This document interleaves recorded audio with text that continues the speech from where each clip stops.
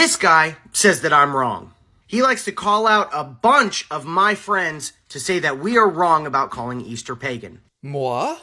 Well, yes I do, because it's factually incorrect. You don't want to be called out, don't say factually incorrect things. The name Easter is strikingly familiar to the name Ishtar. You do realize that outside of English and Germanic regions it's called the Pascha, because it derives from the word for Passover.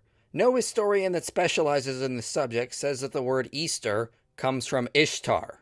You just cannot assume a word's origin based on how it sounds. By that logic, you must also agree that Israel must come from Isis, Ra, and El because conspiracy theorists have found a connection based on word sounds. Ishtar has gone by many names throughout different cultures. Ashtar, Aphrodite, Artemis, Athena. No. The Greeks at a later point synchronized their goddesses with Ishtar. It's not that these are just other names of Ishtar. And there's no shortage of information on the internet comparing the celebration of Ishtar to the celebration of Easter. Oh, well, if it's on the internet, it just must be true. Your source is a blog post that was not written by an historian. It doesn't cite any primary sources to support its case. Did you even read it?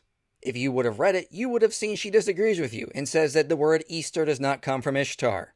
We have no evidence of a spring fertility festival honoring the god Ishtar in Mesopotamia that the Christians later co-opted and took over and turned into Easter. Real historians will tell you that the date of Easter is entirely Christian in origin. And symbols like eggs and bunnies are always used as sex symbols. Maybe you should have read this article. Directly under this quote you have on the screen, she says this is false. Eggs and rabbits were not associated with Ishtar. Again, did you actually do any research? And by the way, she's not a historian. A lot of what she says in here is wrong. Real historians will tell you that eggs came from Lent. And rabbits or hares were not associated with Easter until the 1500s in Germany. There is not a scrap of evidence Easter eggs or rabbits come from a pagan fertility festival.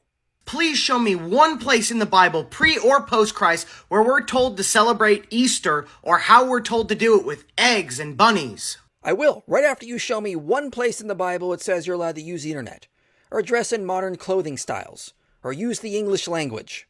If you only can do things the Bible mentions, then stop using modern transportation, or eating modern potato chips, or using modern medicine.